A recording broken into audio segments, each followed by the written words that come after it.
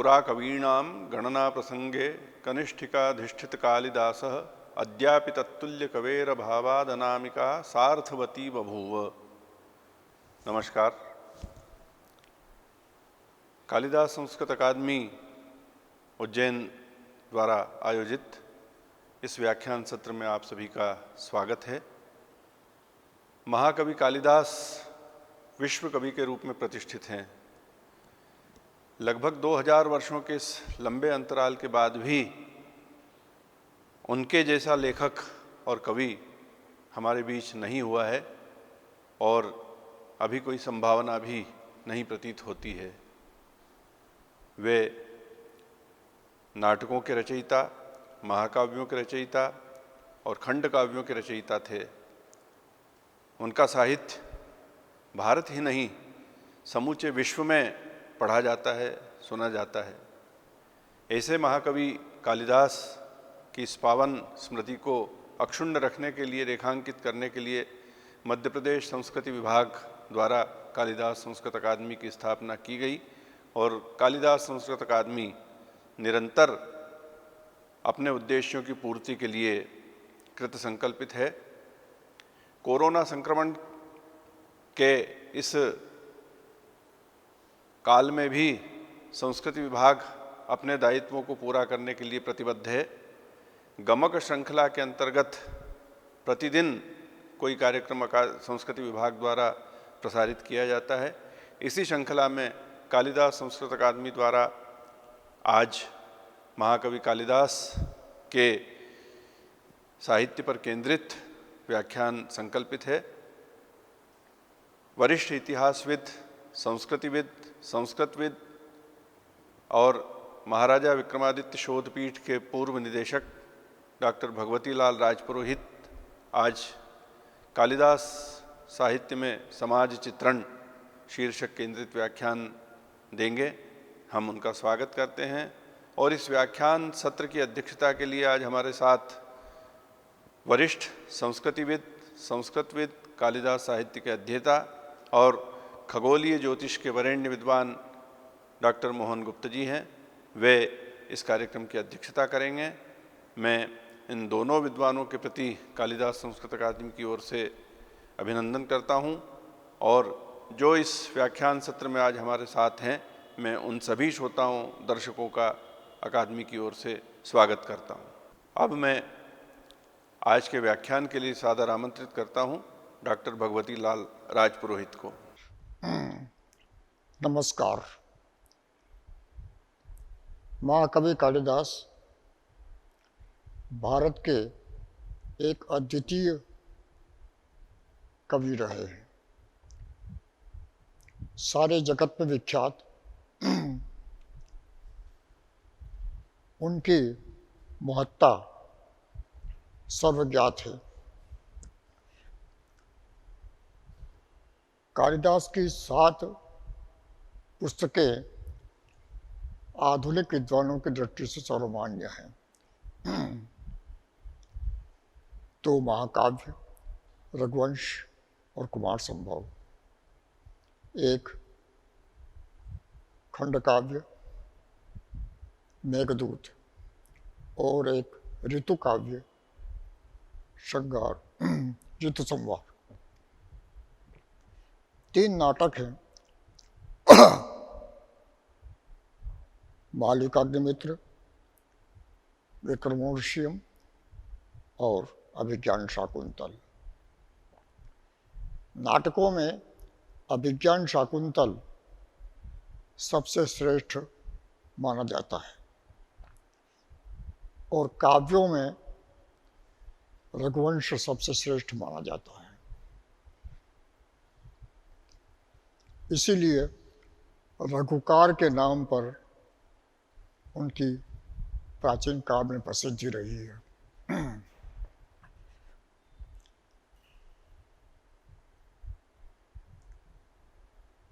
महाकवि कालिदास ने अपने साहित्य में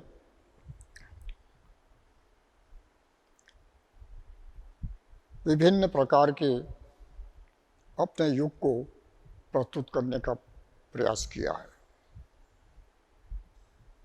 कथाओं के माध्यम से, विवरणों के माध्यम से, ऋतु वर्णन के माध्यम से, भारत दर्शन के माध्यम से। इस दृष्टि से कालिदास का जो जीवन दर्शन है, जो समाज दर्शन है, वह बड़ा ही व्यापक और सर्वसमाहारी है।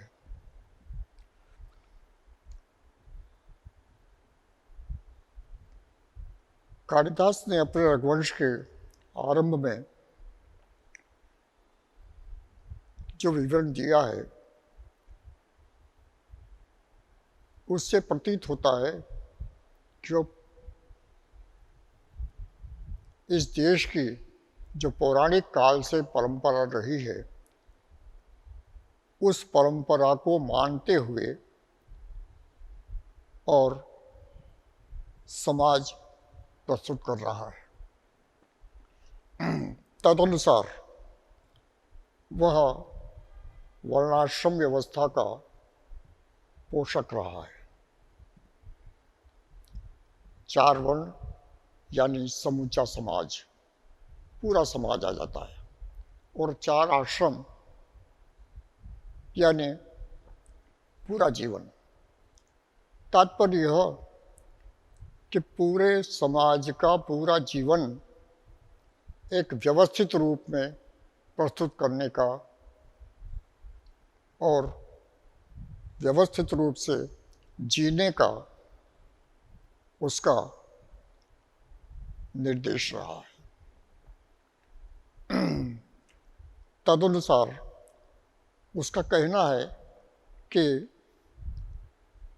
कोई भी समाज हो चाहे, लेकिन शैशवेभ्यस्त विद्या नाम, यानी आरंभ में, जीवन के आरंभ में विद्या का अध्ययन किया जाए, शिक्षा प्राप्त की जाए। यौवन प्राप्त होने पर गृहस्थाश्रम आरंभ किया जाए और सांसारिक जीवन जिया जाए। वार्धक्य मुनिवर्ती नाम, और बुढ़ापे में मुनिवर्ती अपना लेती, यानी त्याग की भावना, संसार के से मोह न रखते हुए और जीवन जिया जाए। और योगे नान्ते तनुत्यजाम, और उन्होंने कहा कि शरीर का अंत जो है वो योग के माध्यम से समाप्त किया जाए। तो ये एक मोटी रूपरेखा उसने कही। इसमें जो गृहस्थाश्रम है, उस गृहस्थाश्रम के बारे में उसका कहना है कि प्रजाये गृह में थी नाम, उनका विवाह किया जाए तो इसलिए नहीं कि विषय वासना, बल्कि संतान के लिए किया जाए। तो ये एक मोटी रूपरेखा उसने जीवन की रखी है, और तदनुसार जीवन के विविध जो रूप हैं, उन रूपों को उसने अपने ग्रंथों में प्रस्तुत किया है।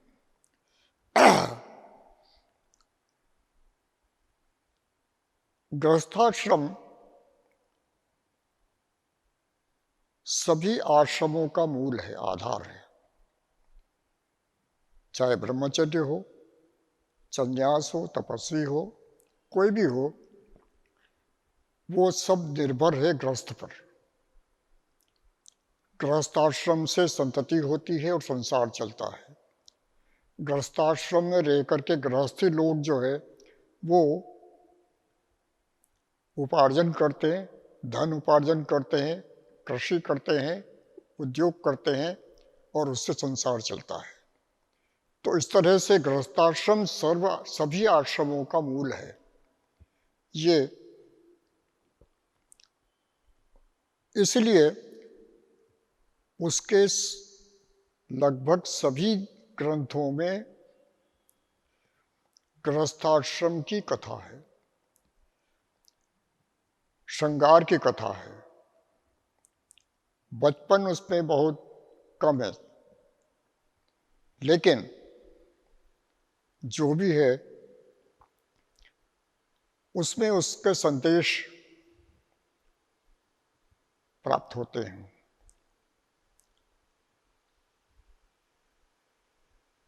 एक बड़ी बात उसने कही है कि जो परंपरा है उस परंपरा को निभाना चाहिए, लेकिन परंपरा में जो भी कुछ है, पुराण मित्येव न साधु सर्वम, उन्होंने कहा जितने पारंपरिक जो भी है वो सब कुछ अच्छा है और नया अच्छा नहीं है, ऐसी बात नहीं है। परंपरा में भी कुछ अच्छा है और नए में भी कुछ अच्छा है, और इन दोनों का समाहार होना चाहिए जीवन में। शिक्षा के बारे में उसने कहा है कि शिक्षा जो है वो सब प्रकार की मनुष्य को प्राप्त करना चाहिए। शास्त्र की शिक्षा हो और उस समय आवश्यक, समाज के लिए आवश्यक था, शस्त्र की शिक्षा भी आवश्यक हो। तो शस्त्र और शास्त्र इन दोनों का समन्वय उस समय के समाज के अनुरूप माना है। जो कुछ वर्ग ऐसा है कि जिसको शिक्षा ही प्राप्त करना है और शिक्षा देना है। कुछ वर्ग ऐसा है जिनको राजनीति की ओर प्रेरित अग्रसर होना है, और कुछ वर्ग ऐसा है कि जो कृषि और व्यापार की ओर आगे बढ़े, और कुछ वर्ग ऐसा है कि जो नौकरी वगैरह करते रहते हैं, सेवा, राष्ट्र सेवा करते हैं।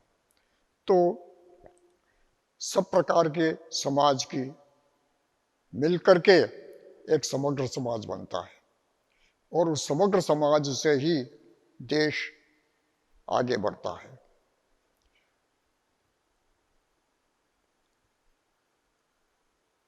जो मालिकाग्निमित्र नाटक है उसमें जो संगीत की शिक्षा, नृत्य की शिक्षा की चर्चा है, और उसमें नृत्य के आचार्य के और नृत्य के शिष्य के दोनों के गुण बतलाए हैं। और उसमें बतलाया है कि आचार्य ऐसा होना चाहिए कि जो अपने विषय का विद्वान हो, अपने विषय को शिष्य तक पहुंचाने की उसमें क्षमता हो, और शास्त्र के विविध नियमों को भली भांति जानता हो। तो इस तरह से, और शिष्य भी ऐसा हो कि वो शिक्षा ग्रहण करने में पीछे न रहे, उसकी लगन उसमें इतनी हो कि जो गुरु बताए उस गुरु बताए हुए ज्ञान को यथावत ही प्राप्त न कर ले, बल्कि उसमें वृद्धि करे अपनी तरफ से भी। जो वृद्धि करेगा वो उससे प्रतिभा उसकी ज्ञात होगी। तो इस तरह से एक विद्याभ्यास की उसमें चर्चा की गई है, और उसकी दक्षता दूसरे नाटक में, विक्रमोर्वशीय नाटक में प्राप्त होती है, कि जहाँ पर जो एक क्षत्रिय राजकुमार है वो आश्रम से लौटते ही किस तरह से निशानेबाजी में दक्ष है, ये दिखाया गया है। बचपन जो है वो क्रीड़ा में, खेल में बीतता है और कई प्रकार के खिलौने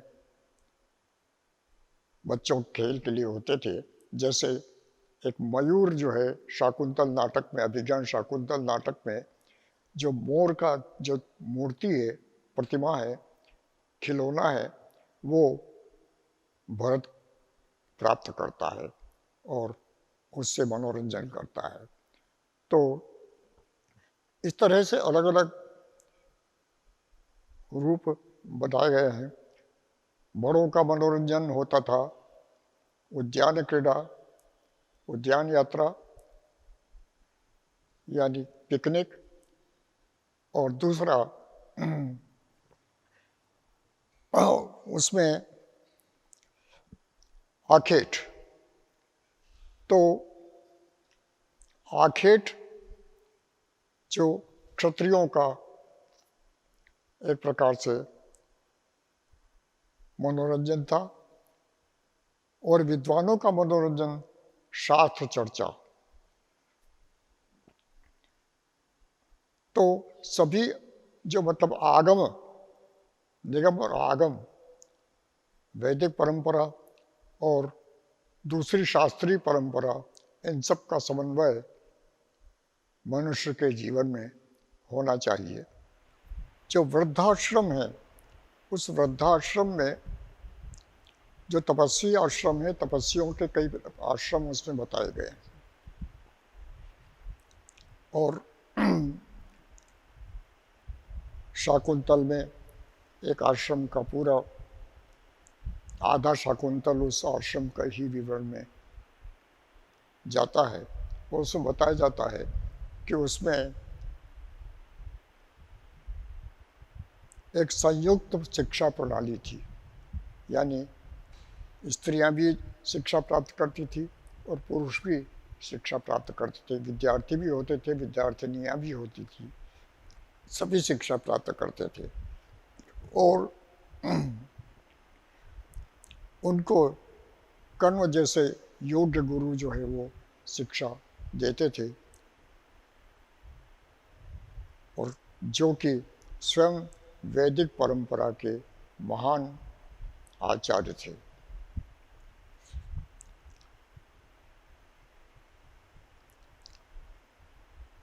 उसमें और अंत में इसके बाद में जो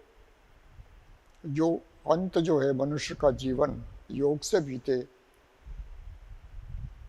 ये रघुवंश में बताया गया है, जहाँ अज, राजा अज जो है वह योग के द्वारा अपना जीवन का अंत करता है।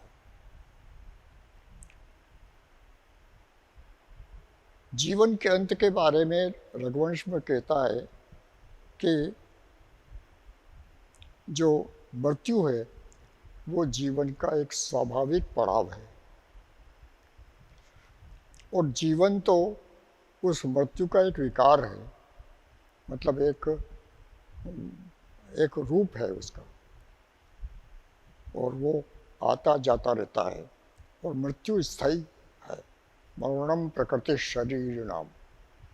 तो ये एक जीवन का एक प्रकार से समग्रता को देखने का उसने प्रयास किया है। ये जो जीवन है, ये जीवन भारत में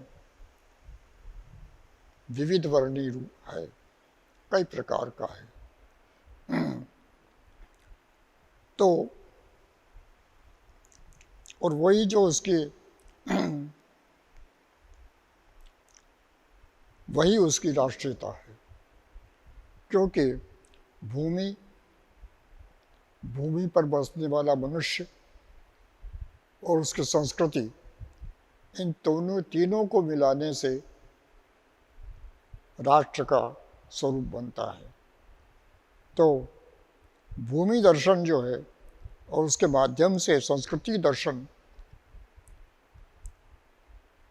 मेघदूत में प्राप्त होता है, जहाँ पर रामगिरी आश्रम से मेघ चलता है और अलका तक यानी कैलाश पर्वत तक पहुँचता है। तो रामगिरी आश्रम से लगा करके कैलाश पर्वत तक की ये पूरी यात्रा, पूरी भूभाग वर्णन, वहाँ की प्रकृति, वहाँ के नदी, वहाँ के पर्वत, वहाँ के निवासी, वहाँ के नगर, उन सब की चर्चा करता रहता है, उनके धार्मिक आस्थाओं की चर्चा करता रहता है। तो उनमें जगह जगह बतलाता है कि किस तरह से नगर की स्त्रियां और नगर के मनुष्य रहते हैं, उनका कैसा व्यवहार है, और नगर और गांव की जो स्त्रियां हैं वो वहीं पर एक जगह वो कहता है कि जो कृषक ललनाएँ हैं, यानी जो किसान स्त्रियां हैं, वो आते हुए बादल को देख जो है बड़े ललक से देख रही है कि बादल आ गए हैं, अब बरसेंगे। वो ललक जो उस समय थी वो हर समय की ललक है, आज भी वही ललक पाई जाती है। जब बादल आते हैं तो एक आशा बनती है कि वर्षा होगी, क्योंकि वर्षा जो है वो जीवन का जीवन है। बिना वर्षा के जल प्राप्त नहीं होता और बिना जल के जीवन जो है वो सूखा हो जाता है। तो ये जो वर्षा के प्रति जो एक ललक है वो वहाँ पर दिखाई देती है। वनस्पति में उद्यान की यात्रा वो करते रहते हैं, नर नारी।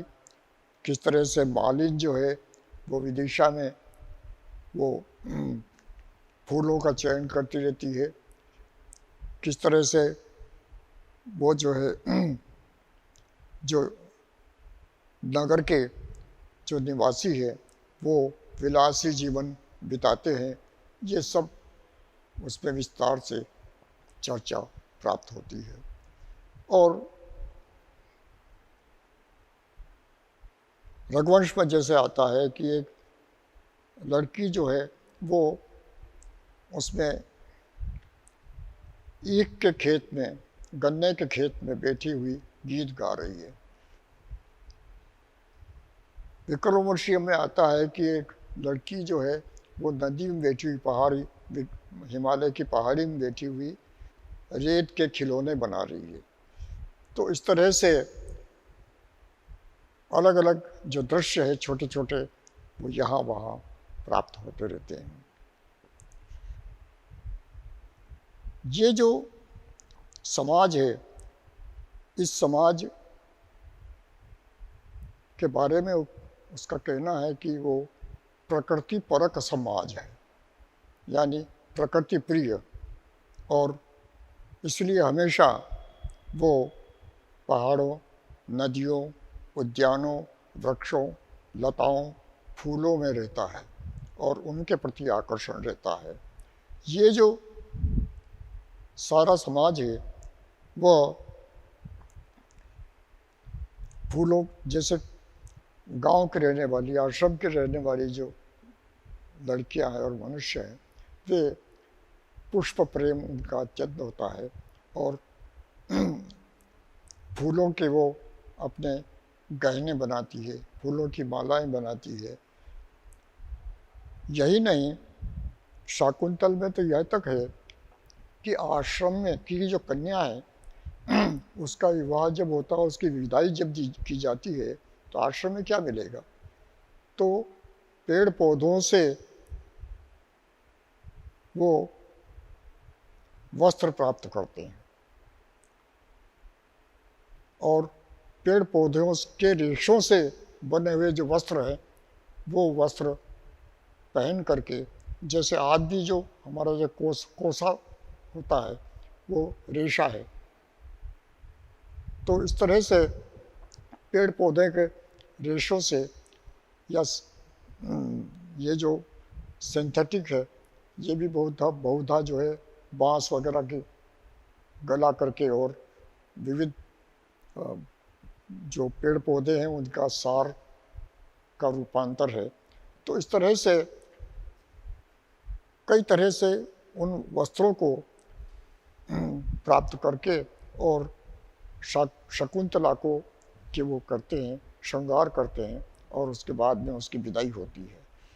तो ये जो रूप है, ये जो विवाह का समय होता है उस समय खास वो श्रृंगार किया जाता है, चाहे पुरुष हो चाहे नारी हो। ये मालिकाग्निमित्र नाटक में देखा जाता है। एक और चीज़ है कि कालिदास का जो समाज है वो समाज बहुधा संभ्रांत समाज है, यानी रईसों का समाज है, राजा रईसों का।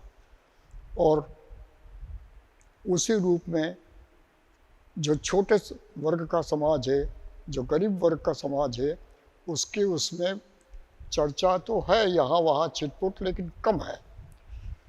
जैसे उसमें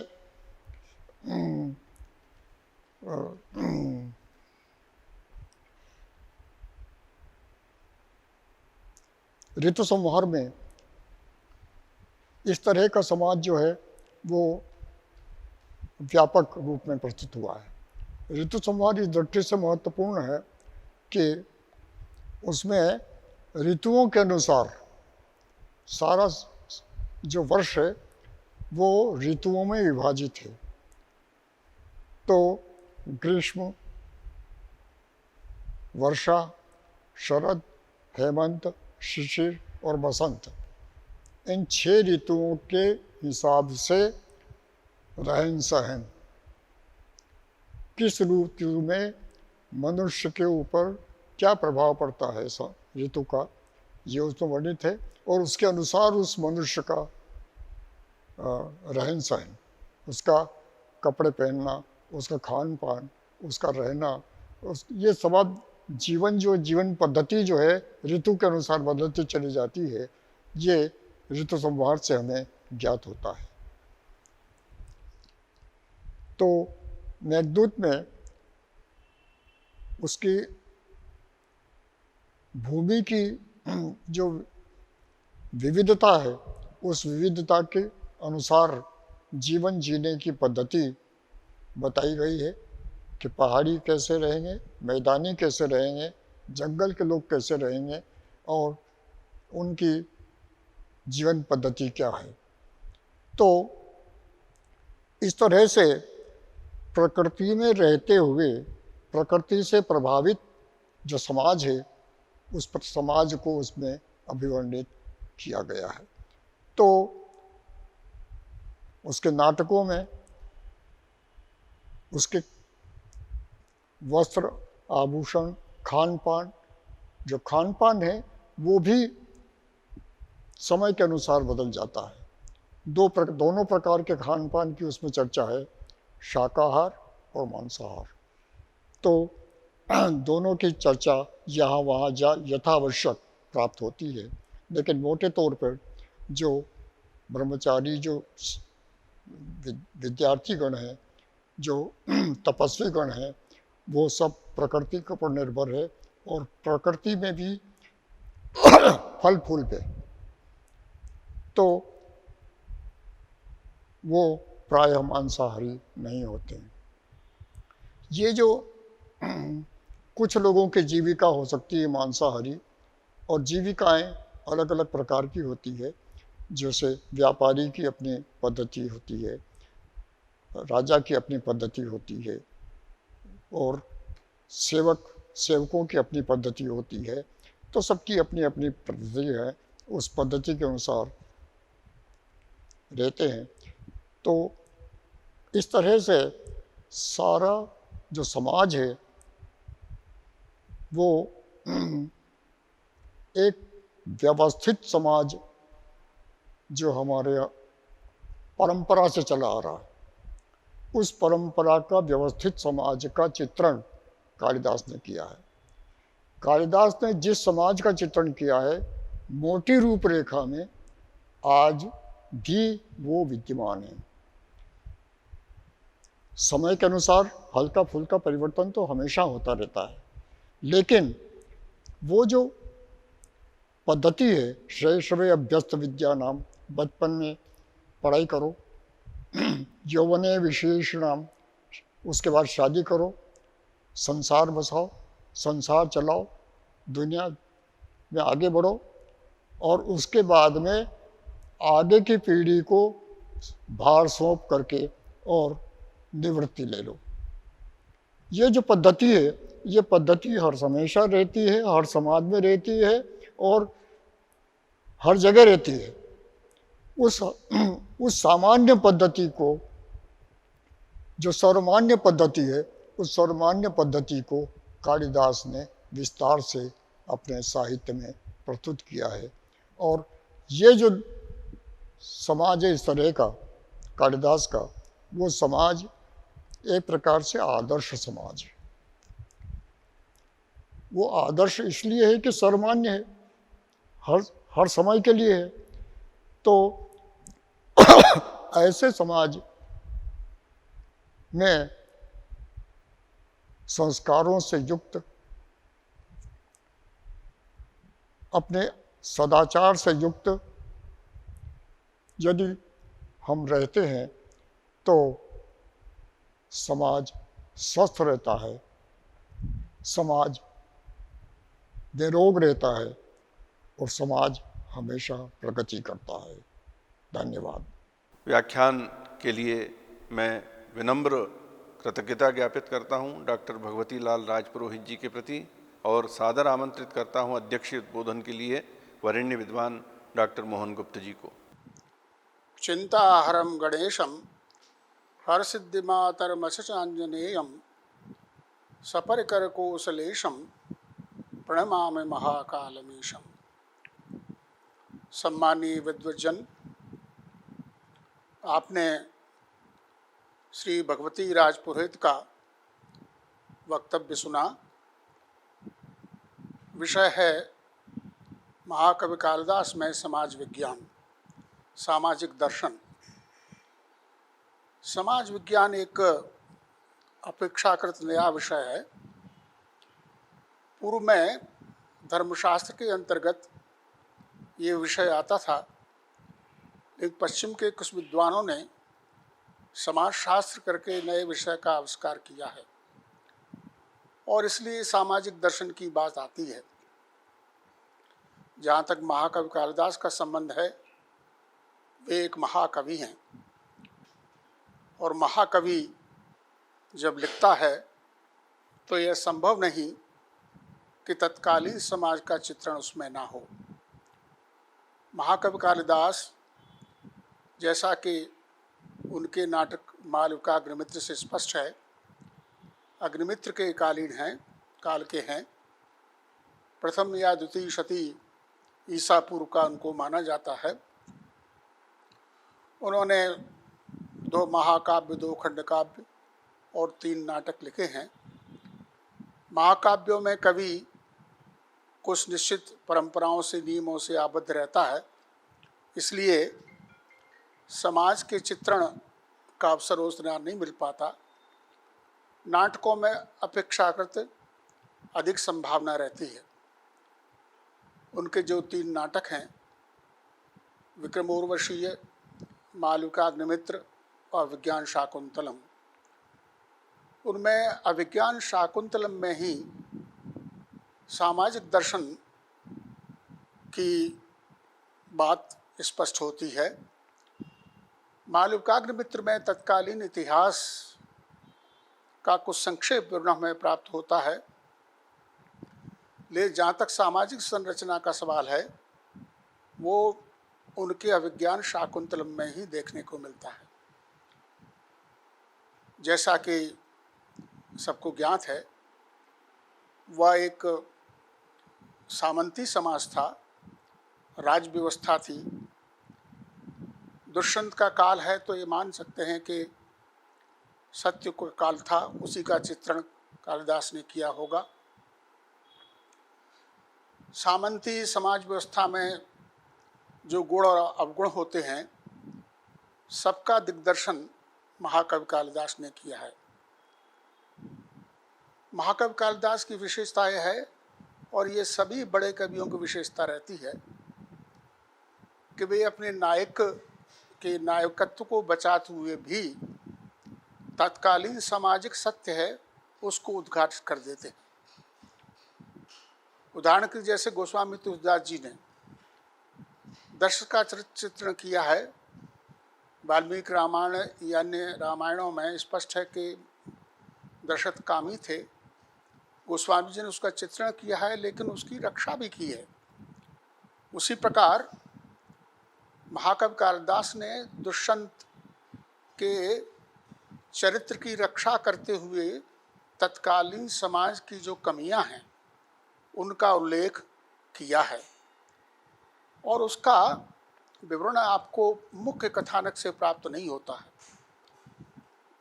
नाटक में जब कोई पात्र स्वगत बोलता है, पश्चिमी नाटकों में जिसे सौरिलोकी कहते हैं, उससे सामाजिक व्यवस्था के बारे में पता चलता है।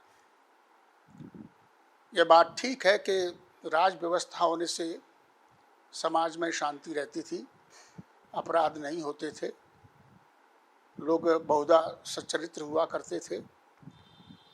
लेकिन सामंतवादी समाज की सबसे बड़ी कमी यह है कि स्वयं राजा या राज कर्मचारी ही प्रजा के साथ कभी कभी अन्याय किया करते थे। राजाओं पर किसी प्रकार का अंकुश नहीं हुआ करता था। आमतौर पर पारंपरिक दृष्टि उसे नहीं देख पाती है, लेकिन महाकवि हमेशा ऐसे संकेत छोड़ जाता है जिस उसके बारे में जाना जा सके। उदाहरण के तौर पर शकुंतला के आश्रम में दुष्यंत गए, शकुंतला से उनका प्रेम हुआ। राजा का ये दायित्व है कि तत्कालीन समाज की धर्म की जो मर्यादाएं हैं उनकी वह रक्षा करे। दुष्यंत ने वैसा नहीं किया। हम ये मानने को तैयार हैं कि दुष्यंत या शकुंतला का प्रेम हुआ होगा, और प्रेम होने पर नायक नायिका का संयोग होना चाहिए, इससे भी कोई मना नहीं है।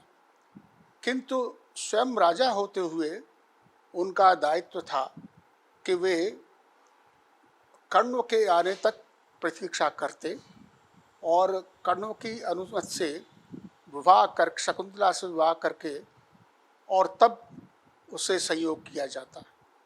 लेकिन उन्होंने ये प्रतीक्षा नहीं की, और इस प्रकार जो धर्म की व्यवस्था उनके अपने राज्य में थी उसको उन्होंने तोड़ा। और इसका संकेत महाकवि बड़े स्पष्ट रूप से देते हैं। पहली बात तो यह है कि शकुंतला की दो सखियां हैं, अनुसुईया और प्रियंवदा।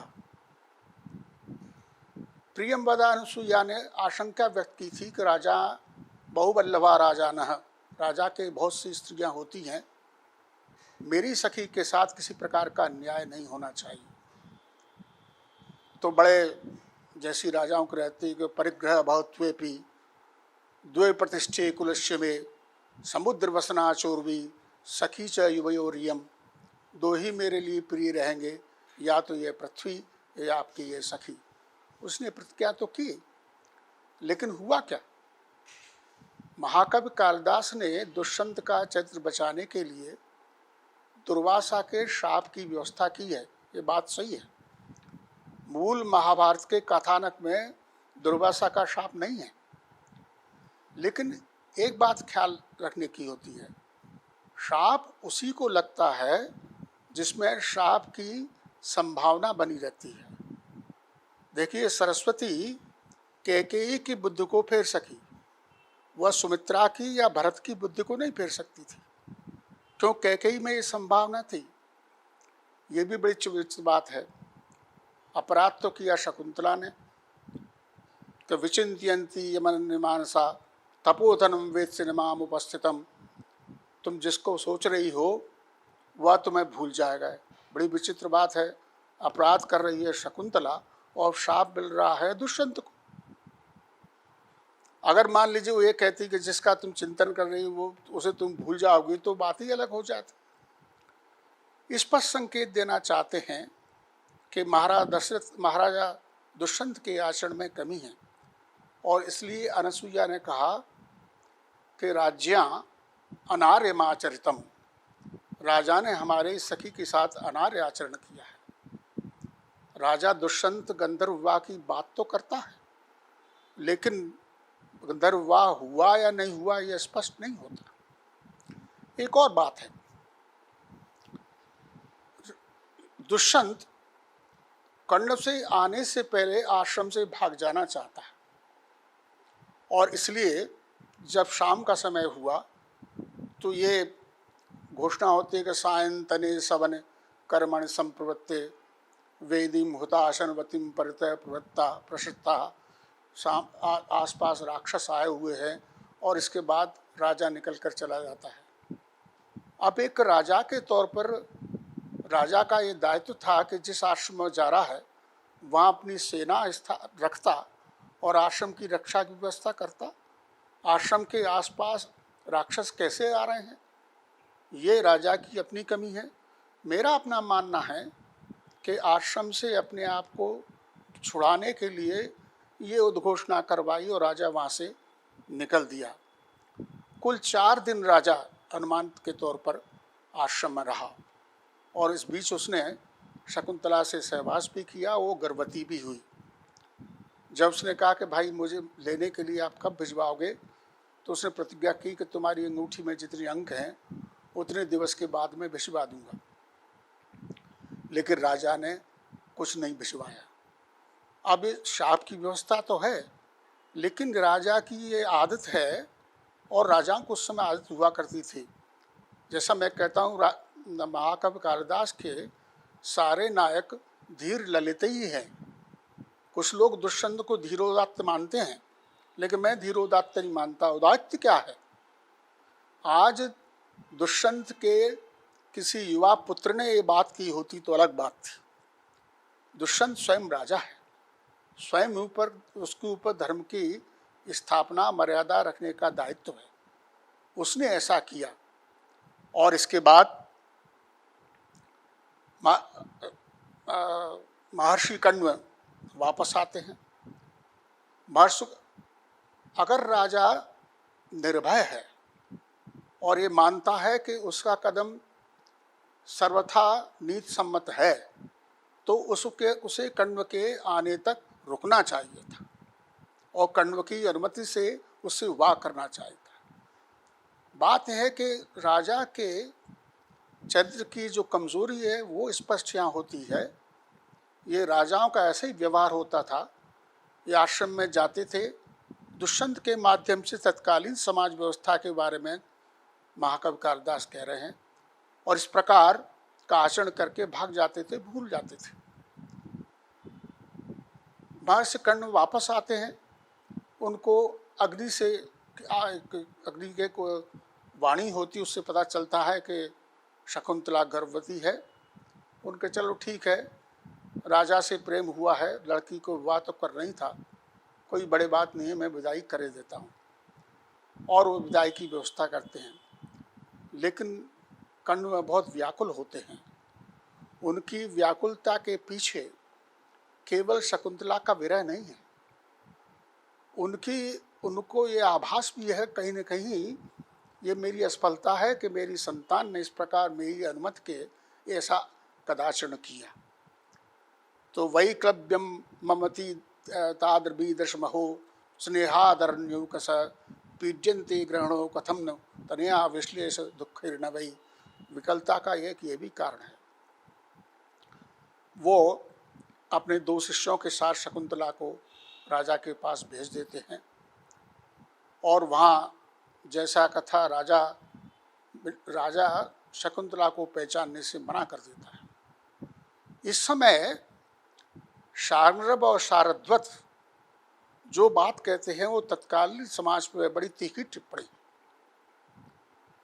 वो कहते हैं कि एक तो पौर पौर वहाँ कहते थे नगर को, उस समय पुर नगर को कहते थे और ग्राम अलग कहते थे। तो बेचारा गांव से आश्रम से पुर में आया, अपने आप को अजीब सा महसूस करता है और कहता है कि मुझे ऐसा लगता है कि अव्यक्त व स्नातः, जैसे स्नान कर लिया हो फिर भी उसमें अभ्यंग साबुन लगा हुआ हो, शुचिरमिव, और पवित्र हो लेकिन अपवित्र जैसा दिख रहा हो, और प्रबुद्ध में सुप्ता, सोया हुआ हो लेकिन जगा हुआ सा लग रहा हो, बदा है लेकिन स्वैरगति, इस प्रकार की विपरीत गति सी उसको लगी।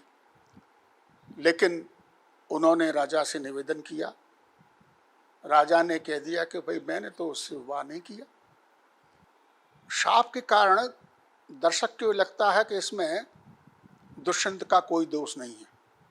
जैसे मैंने कहा कि आपाततः आपको ऐसा लगेगा कि कोई दोष नहीं है, लेकिन कुल बात तो यह है कि शाप उसी को क्यों लगा। और उसकी एक रानी ने बड़ी सुंदर टिप्पणी की है। उसने राजा के बारे में कहा है, अभिनव मदलोलुपो भवान तथा परिचुम्बे आम्र मंजरीम कमल वसत मात्र लुब्ध मधुकर विस्मृतो से नाम कथम। और ये कहता भी है कि रानी ने ठीक उपाल में मुझको दिया है, अभिनव रस लोलुपो भवान, आप तो अभिनव रस के लोलुप हैं। इस प्रकार आम्र मंजरी का चुंबन करके कमल के वन में बस गए, फिर हमको भूल गए। ये जो टिप्पणी दुष्यंत की महारानी की है वो उनके चरित्र को दिखाने के लिए बहुत स्पष्ट है। और यही बात सामने आती है जब वो मना कर देता है, शकुंतला अपना सारा विवरण देती है। एक बात आप ख्याल रखिए, शाप हो या वेश बदलना, ये उसी के पर संभव है जिसमें उसकी संभावना होती है। हम आप लोग सिनेमा देखते हैं, वेश बदल के आत्म कैसे पहचान लेते कि अमुक नायक है, ये फलां पात्र है। अहिल्या के मामले में भी अहिल्या ने इंद्र को पहचान लिया था, वाल्मीकि रामायण स्पष्ट करती है। सारी घटना के बावजूद भी राजा ने नहीं पहचाना कि शाप के अलावा उसके स्वभाव में है। और इसके बाद बड़ी तीखी टिप्पणी शार्ंगरत्व सारवत करते हैं कि मूर्छन्त्यमी विकाराः प्रायेण ऐश्वर्य मत्तेषु। आप ताज्जुब करेंगे, कालिदास इस प्रकार की बात कहते हैं, इस प्रकार विकार प्रायः ऐश्वर्य मत लोगों में आते हैं, ये इस प्रकार कहते हैं। और ये कहते हैं कि भाई हम आजीवन सरलता और सत्य की शिक्षा लेते हैं, हमारा वचन प्रमाण नहीं है। और जिन राजाओं के लिए कौटिल्य ही एक नीति होती, कुटिलता ही एक नीति होती, उनका वचन प्रमाण हो गया। इस सब के बावजूद विवाह की संस्था के संबंध में कवि बहुत स्पष्ट है, विवाह की संस्था अनुल्लंघन ही है। और इसलिए वो कहते हैं कि अतः समीपे, भाई तुमने जब दुष्यंत से प्रेम किया, हमारी किसी की अनुमति नहीं की, महर्षि कण्व की अनुमति नहीं ली, अब तुम्हें ये भाग्य मिला है तो उसे भोगो। आशा यह है कि विवाह की संस्था का अतिक्रमण करने पर अगर कोई दंड होता है तो उनको भुगतना पड़ेगा, लेकिन विवाह की संस्था अनुल्लंघनीय है। अतः समीपे परणे तुष्यते प्रिया प्रिया वा प्रमदा संबंध भी, ये व्यवस्था दी है कि चाहे प्रिया हो चाहे अप्रिया हो, एक स्त्री हमेशा विवाह होने के बाद उसके पति के पास रहती है। हम तुम्हें तुम्हारे पति के साथ छोड़ के जाते हैं, वो तुम्हें स्वीकार करें न स्वीकार करें। ये एक संस्था विवाह के संबंध में दी। एक और छोटी सी बात उल्लेखनीय की है, वो ये है कि ये उसकी जो अंगूठी खो जाती है और अंगूठी को एक मछली खा जाती है और मछुआरा उसको लेके आता है, तो एक राजश्याल हुआ करते थे उसमें पात्र और कर्मचारी, वो उसको मारते हुए राजा के पास ले जाते हैं। और जैसा रहता है, यानी उस युग में भी व्यवस्था थी कि भाई तुम्हें अंगूठी कहाँ से मिली राजा की, उसको मारते हुए ले जाते हैं। वो प्रार्थना करता है, सब इस तरह से मछली से मिली हुई है, ये क्या वो इतोर्धम में सुमनो मूल्यम भवतु, अब उससे कहते हैं इसका आधी चीज़ हमको प्राप्त होना चाहिए। मतलब छोटे राजकाज कर्मचारियों में कदाचार की वृत्ति थी। ये ये भी बात कालिदास ने स्पष्ट की है। यही तो सामाजिक दर्शन है।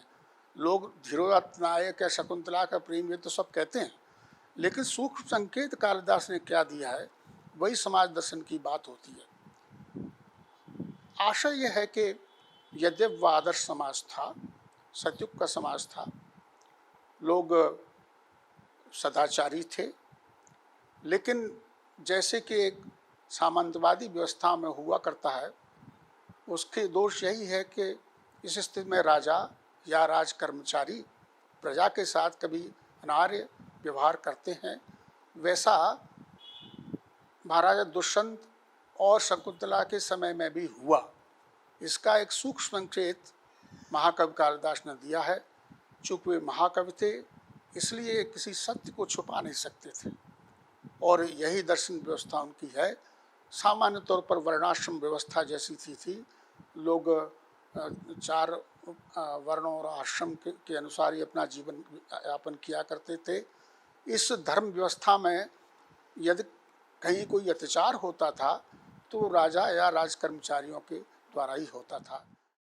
यही मुझे महाकवि कालिदास का तत्कालीन सामाजिक दर्शन और उसका चित्रण प्रतीत होता है।